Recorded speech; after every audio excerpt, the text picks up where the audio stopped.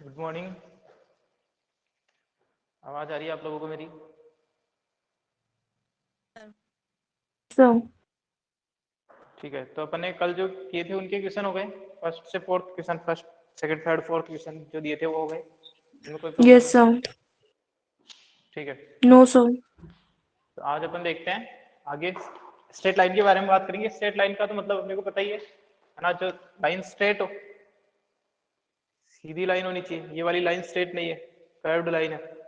Straight line मतलब इस तरीके का जो रिप्रेजेंटेशन होगा ना। और लाइन और सेगमेंट वगैरह में डिफरेंस पता ही है। लाइन जब अपन बनाते हैं तो दोनों तरफ एरोहेड बनाते हैं। लाइन की जो लेंथ है वो इनफाइनाइट होती है। एक पर्टिकुलर लाइन की, स्ट्रेट लाइन की कोई डिफाइंड लेंथ नहीं होती। अपन लाइन बोले या स्ट्रेट लाइन बोले, लाइन और स्ट्रेट लाइन का अपन एक ही मतलब देंगे ना। लाइन की कोई भी लेंथ डिफाइंड नहीं होती है, इनफाइनाइटली दोनों तरफ इंक्रीज होती चली जाएगी। दोनों तरफ एरोहेड बनाने का यही मतलब होता है। अब अपन कुछ टर्म देखेंगे लाइन के लिए। जो स्ट्रेट लाइन है उसके लिए इंक्लिनेशन, स्लोप वगैरह, फिर आगे अपन उसके बाद में इक्वेशन देखेंगे। फिलहाल अपन देखते हैं inclination of a straight line.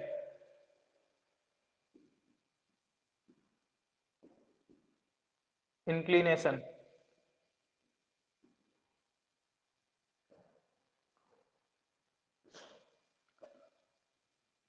Angle made by the line with positive direction of X axis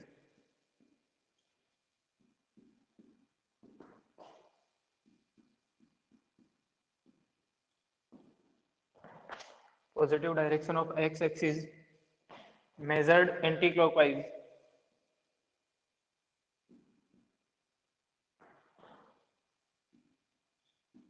anti clockwise is called as inclination of that straight line। क्या मतलब इसका देखते हैं अपन। ऑफ दैट स्ट्रेट लाइन, ये वाली चीज क्यों क्यों जरूरत है अभी अपन बाद में देखेंगे। फिलहाल अपन कुछ टर्म को डिफाइन कर रहे हैं। यहाँ में लिखा है angle made by the line with positive direction of X axis measured anti clockwise is called the inclination of that straight line. क्या मतलब है? देखो कि जो स्ट्रेट लाइन है इसके लिए आप लोग, मैं मान के चल रहा हूँ कि फेमिलियर हो एक्स एक्सिस वाई एक्सिस के साथ में। नेगेटिव एक्स एक्सिस कौन सी होती है, पॉजिटिव एक्स एक्सिस कौन सी होती है, नेगेटिव वाई और पॉजिटिव वाई से, और चारों क्वाड्रेंट से, ये वाई डैश। अब जब अपन प्रेजेंट करेंगे तो इस तरीके की एक्सिस होगी अपने पास में। ये ओरिजिन है यहाँ पे। मान लो कोई भी स्ट्रेट लाइन है, एक स्ट्रेट लाइन बनाई मैंने ये वाली, ठीक है। स्ट्रेट लाइन जब मैं बनाऊंगा, ये है मेरी लाइन, इसको बोल दिया मैंने नाम एल, स्मॉल एल। काफी जगह अपन ये वाला ये नोटेशन यूज करेंगे L1 L2 लाइन के लिए, है ना। ये नाम दे दिया है उसका। कोई इक्वेशन होगी, जब इक्वेशन लिखेंगे, इक्वेशन होगी तब। अभी फिलहाल अपन ने एल बोल दिया इस लाइन को। अब देखते हैं इस डेफिनेशन को, वापस से पढ़ते हैं। Angle made by the line. अब इस एंगल, इस लाइन ने है ना जो एक्स एक्सिस के साथ में कुछ एंगल बनाए हैं। इस लाइन ने एक्स एक्सिस के साथ में ये एंगल बनाए। एक्स एक्सिस की बात कर रहा हूं मैं। देखो ये एक्स एक्सिस है, वाई एक्सिस को हटा देता हूं मैं और वापस से लाइन बनाता हूं। तो जो अपनी स्ट्रेट लाइन है उसने एक्स एक्सिस के साथ में कुछ एंगल बनाए हैं। ये वाला एंगल और ये वाला एंगल। अब ये दोनों एंगल तो इक्वल है, ये दोनों एंगल इक्वल है। कारण क्या है इसका, बोलो। So, vertically opposite angles हैं. वर्टिकली अपोजिट एंगल है ये दोनों, और ये दोनों एंगल भी इक्वल है। तो मैं ये बोल सकता हूँ कि बेसिकली दो दो एंगल, दो तरीके के एंगल बनाए, क्योंकि ये दोनों तो सेम ही ना। एंगल तो चार है लेकिन इनमें से दो सेम है, ये दोनों सेम है। तो दो टाइप के एंगल बनाए इसने, ये और ये, ठीक है ना। तो अब अपने को कौन से एंगल को इंक्लिनेशन बोलना है? Angle made by the line with the positive direction of X axis. ये है एक्स एक्सिस की पॉजिटिव डायरेक्शन। ये वाली जो डायरेक्शन होती है ये होती है positive direction of X axis.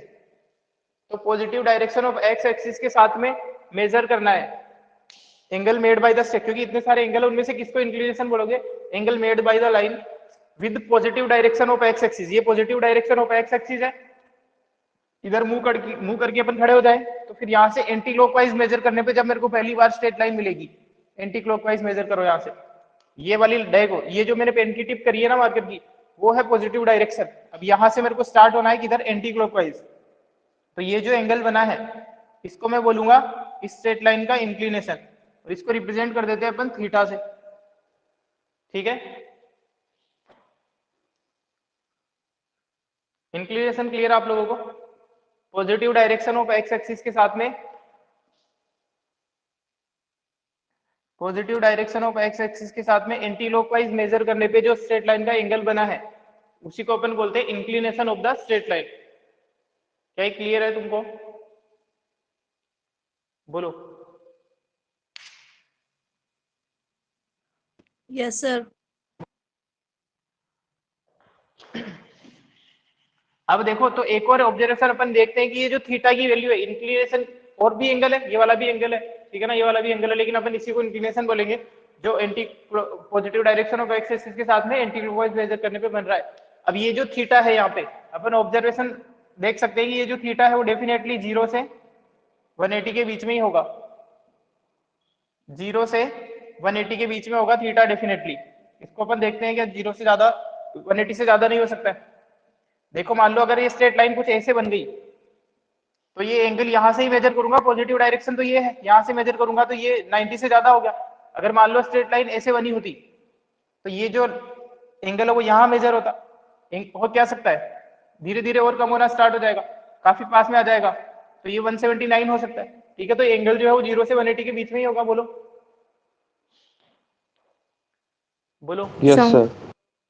ठीक है ना, तो ये जो एक चीज आप ये भी ध्यान रखिए, इंक्लिनेशन 0 से 180 के बीच में ही होता है, क्योंकि यही होगा ना अपन मेजर तो यही तक करेंगे। मान लो अगर स्ट्रेट लाइन वापस से रोटेट होकर इधर आ गई तो कुछ पार्ट तो वापस से ऊपर आ जाएगा उसका। अच्छा एक बात और समझो कि अगर कोई लाइन एक्स एक्सिस ही है, एक्स एक्सिस खुद ही है, लेट सपोज एक्स एक्सिस यही स्ट्रेट लाइन है, स्ट्रेट लाइन भी एक्स एक्सिस पे ही ओवरलैप कर रही है, तो उसके लिए इंक्लिनेशन की वैल्यू कितनी हो जाएगी फिर?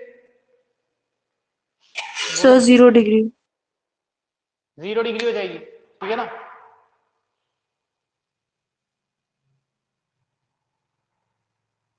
एक मिनट को,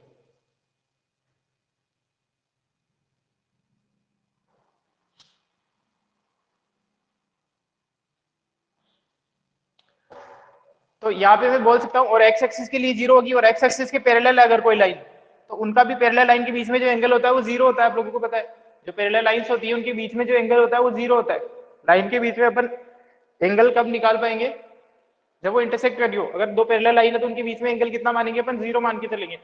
तो जो लाइन अगर एक्स एक्सिस है या फिर एक्स एक्सिस के पैरेलल लाइन है तो उनके लिए इंक्लिनेशन की वैल्यू कितनी हो जाएगी?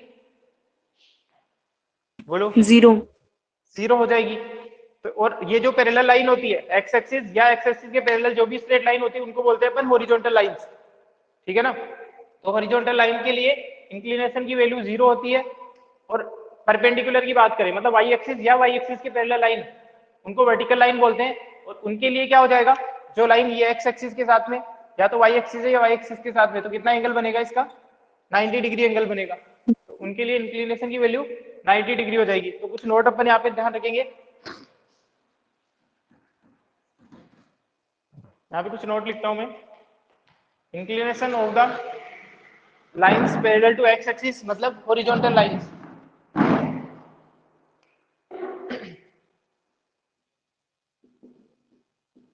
फर्स्ट है inclination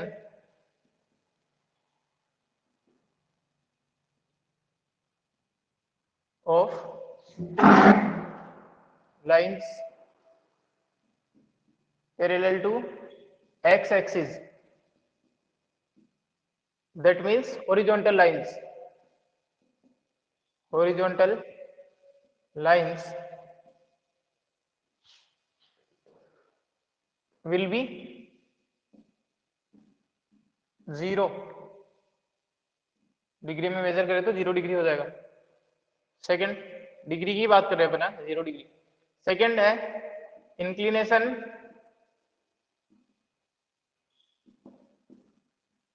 of lines perpendicular to x axis, perpendicular to x axis या पैरेलल टू y एक्सिस, एक ही बात है। यानी कि वर्टिकल लाइंस, इस वर्ड को ध्यान रखना है कि वो पैरेलल टू y एक्सिस बोल रहा है या फिर परपेंडिकुलर टू y एक्सिस बोल रहा है या पैरेलल टू x एक्सिस बोल रहा है या परपेंडिकुलर टू x एक्सिस बोल रहा है। Inclination of lines perpendicular to x axis, vertical lines will be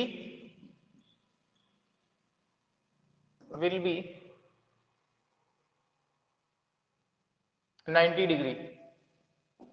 इसका स्क्रीनशॉट लो, फिर अपन देखते हैं slope of the straight line.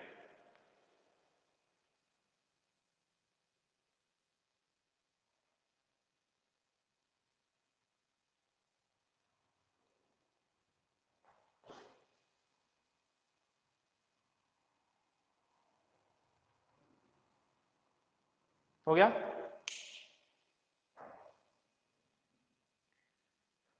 ले लिया आप लोगों ने स्क्रीनशॉट? Yes sir.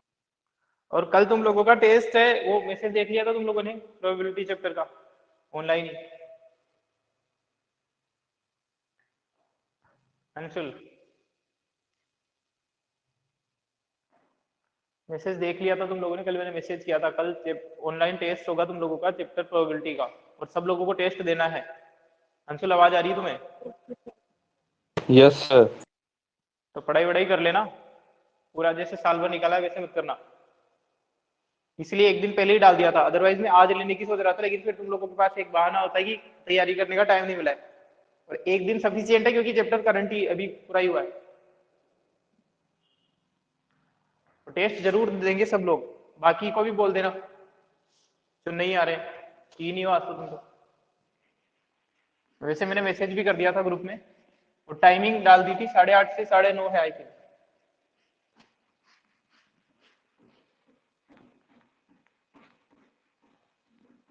क्या 8:30 से 9:30 ही है ना? हाँ, 8:30 से 9:30 ही है।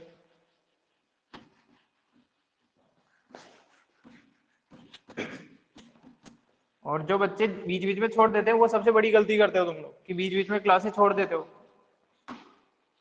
फिर चैप्टर बर्बाद हो जाता है पूरा। अब देखते हैं अपन slope of a straight line. Slope ये तो कुछ भी नहीं है। अगर मान लो कोई भी एंगल पता है मेरे को 70 डिग्री इंक्लिनेशन है, तो उसका जब मैं 10 ले लूंगा, 1070, तो उसका स्लोप हो जाएगा। ठीक है ना?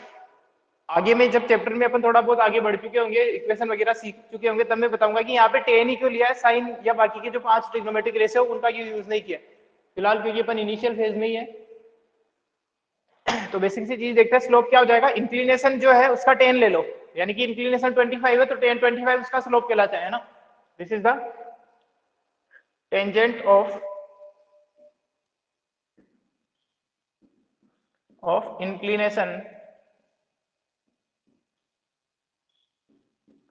inclination of any straight line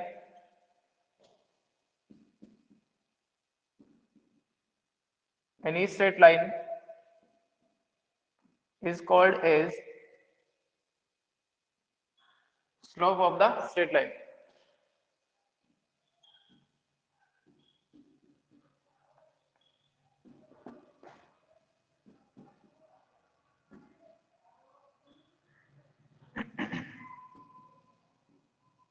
यानी कि, और इसको रिप्रेजेंट करते हैं एम से, जनरली इसको एम से रिप्रेजेंट करते हैं स्लोप को, एम से। और ये क्या हो जाएगा? Tan theta, where theta is the inclination.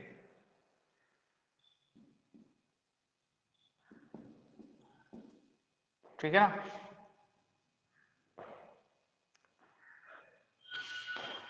अब नोट लिख देते हैं यहाँ पे। आपको वर्टिकल हॉरिजॉन्टल लाइन पता है तो डायरेक्ट इसी तरीके से लिखेंगे। स्लोप ऑफ हॉरिजॉन्टल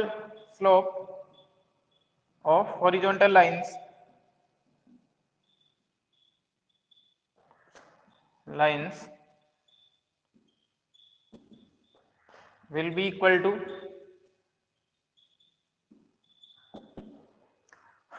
अंशुल, तुम्हें आवाज आ रही है मेरी? Anshul, yes sir. तो ये बताओ कि जो हॉरिजॉन्टल लाइन होती है उनके लिए इंक्लिनेशन की वैल्यू कितनी होती है थीटा की?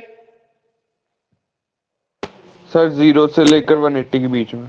नहीं नहीं सर, शाबाश, 0। अभी अभी लिखवाया है जी हॉरिजॉन्टल लाइन, हॉरिजॉन्टल के लिए 0 होती है, तो उसके लिए स्लोप कितनी हो जाएगी? स्लोप कितनी हो जाएगी? ये डेफिनेशन लिखी है मैंने, स्लोप किसको बोलते हैं? टेन थीटा को, और थीटा 0 है तो स्लोप कितनी हो जाएगी? बोलो। अभी डेफिनेशन लिखवाने से पहले ही मैंने डिस्कस किया है, बताया है कि अगर एंगल 25 है तो टेन 25, भाई एंगल 0 है तो स्लोप लेने के लिए क्या करना पड़ेगा उसका?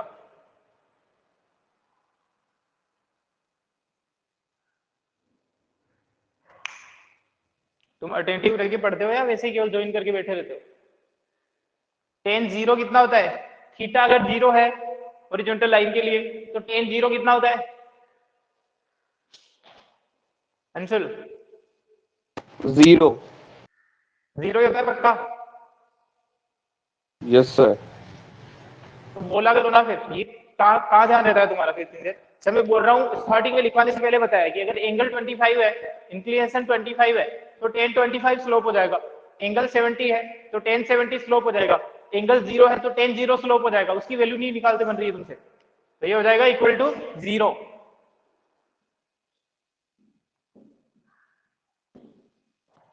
सेकंड, जो वर्टिकल लाइन होती है उनके लिए थीटा कितना होता है? बताओ अंशुल, वर्टिकल लाइन के लिए थीटा कितना? वर्टिकल लाइंस के लिए थीटा कितना होता है इंक्लिनेशन? सर 90। हाँ, तो स्लोप कितना हो जाएगा उसके लिए? सर 90। स्लोप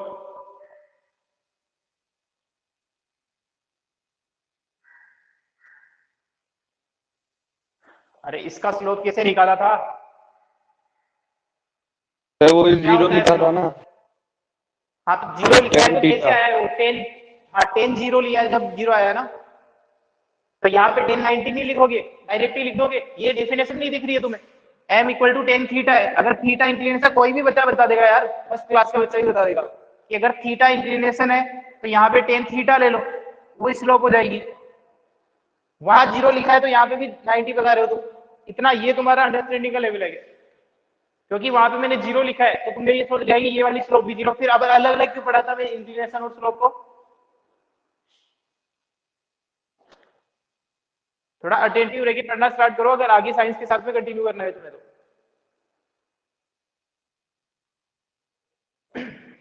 यहाँ पे ये 0 इसलिए आया है क्योंकि ये है टेन 0, क्योंकि उसके लिए इंक्लिनेशन 0 होता है, टेन 0 है। और टेन 90 की वैल्यू कितनी होती है बताओ? टेन 90 की वैल्यू कितनी होती है?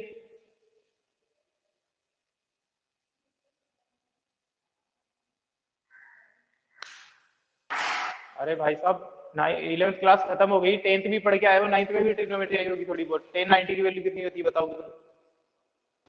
Sir infinity. हाँ इन्फिनिटी, इसका मतलब नॉट डिफाइंड है ना? इन्फिनिटी तो नॉट डिफाइंड टर्म ही है, तो यहाँ पे अपन बोलेंगे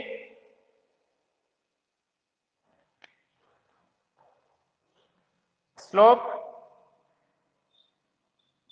ऑफ वर्टिकल लाइंस। और डेली पढ़ाई करना स्टार्ट करो तुम।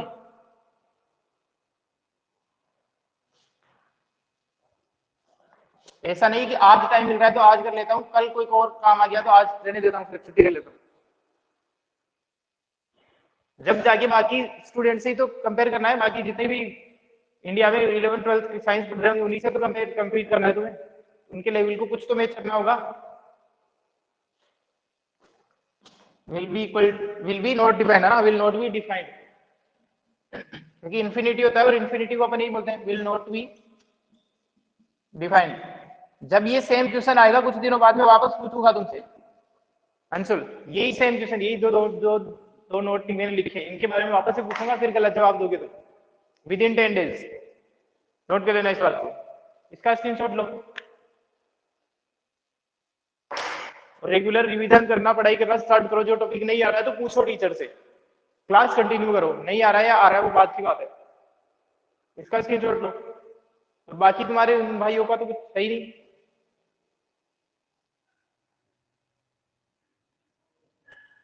स्क्रीनशॉट ले लिया इसका। 1 मिनट तुम लोग वेट करना, इसको थोड़ा सही से एडजस्ट करता हूँ।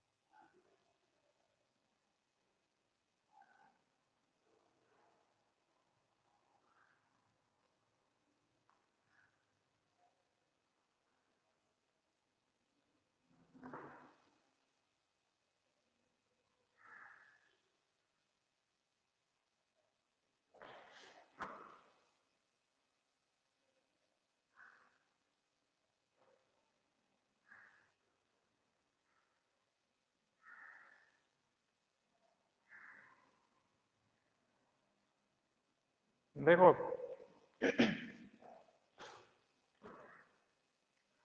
तो ये अपन ने देखा स्लोप और इंक्लिनेशन। अब अपन देखेंगे अगर किसी स्ट्रेट लाइन पे 2 पॉइंट गिवन हो अपने को, तो उसकी स्लोप कैसे निकाल सकते हैं अपन।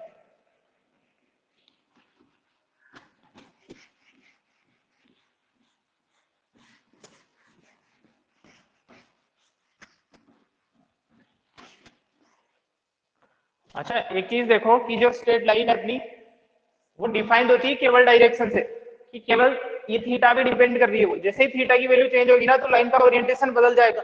लेकिन चीजें पढ़ते कि वो मैथमेटिक्स में इसलिए पढ़ते हैं अपन कि अगर मान लो कई सारी स्ट्रेट लाइन है तो उनको मैं कैसे डिफरेंशिएट करूंगा। तो जैसे मान लो एक स्ट्रेट लाइन ये है, इसका जो ये इंक्लिनेशन है वो लेट सपोज 45 डिग्री है ना। और अब मेरे को इसी इसी किसी पर्टिकुलर पॉइंट से पास होने वाली स्ट्रेट लाइन दूसरी देखनी है। तो ये जो स्ट्रेट लाइन है इनमें और इनमें दोनों में डिफरेंस, अगर मैं अपन एंगल के टर्म में देखा जाए तो दोनों में डिफरेंस है एंगल का। ये इसका 45 और इसका 60 होगा। तो इसका मतलब मैं जो है वो इंक्लिनेशन के बेस पे स्ट्रेट लाइन में डिफरेंशिएट कर पाता हूँ कई सारी में। या फिर मैं देख के बता सकता हूँ कि ये वाली जो स्ट्रेट लाइन है उसका इंक्लिनेशन कम है, इसका इंक्लिनेशन ज्यादा है, इस तरीके से। ठीक है। और एक और चीज बता दूं मैं आपको, जो स्ट्रेट लाइन का ओरिएंटेशन है, अगर मैं मान लो उस स्ट्रेट लाइन पे 2 पॉइंट बता दूं आपको, तो क्या उस स्ट्रेट लाइन के बारे में सब कुछ पता चल जाएगा आपको। देखो एक बार, लेट सपोज कोई स्ट्रेट लाइन है, मैंने तुम्हें कहा कि वो जो स्ट्रेट लाइन है वो 2 पॉइंट से पास। मैं ये बोल रहा हूँ कि मिनिमम कितनी डिटेल चाहिए किसी भी स्ट्रेट लाइन की अपने को डिटेल डेप्थ में समझने के लिए। मिनिमम डिटेल कितनी चाहिए ये समझने की कोशिश कर रहे हैं। 1 मिनट रुको यार।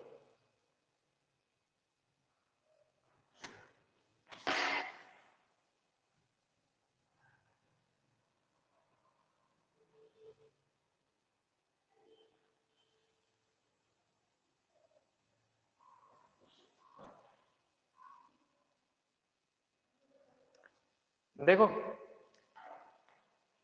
तो अगर मान लो मैं तुम्हें ये बता दूं कि एक स्ट्रेट लाइन 1,2 और 3,4 से पास होती है, तो क्या ये स्ट्रेट लाइन बना पाएंगे अपन पूरी।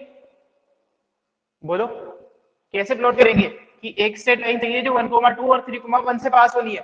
तो क्या और कोई स्ट्रेट लाइन हो सकती है जो भी 1,2, एक बार बनाता हूं मैं, ये 1,2 हो जाएगा यहाँ पे गई और 3,4 हो जाएगा यहाँ पे गई।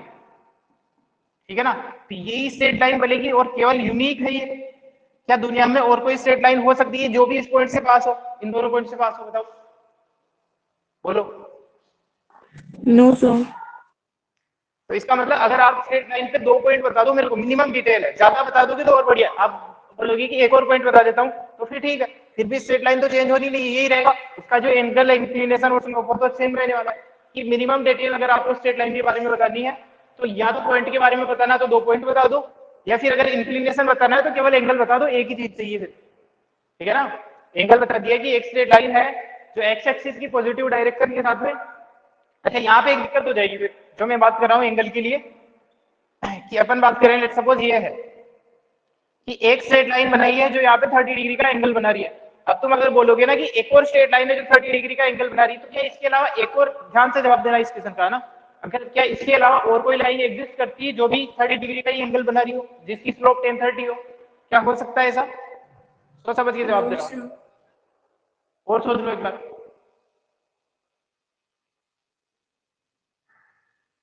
केवल एंगल दिया मैंने, पॉइंट पॉइंट कुछ नहीं दिया आपको। इंक्लिनेशन का मतलब ये है कि एक स्ट्रेट लाइन है जो 30 डिग्री का एंगल बना रही है। तो क्या 30 डिग्री का एंगल बनाने वाली केवल एक ही लाइन होगी स्ट्रेट लाइंस की दुनिया में, या और हो सकती है?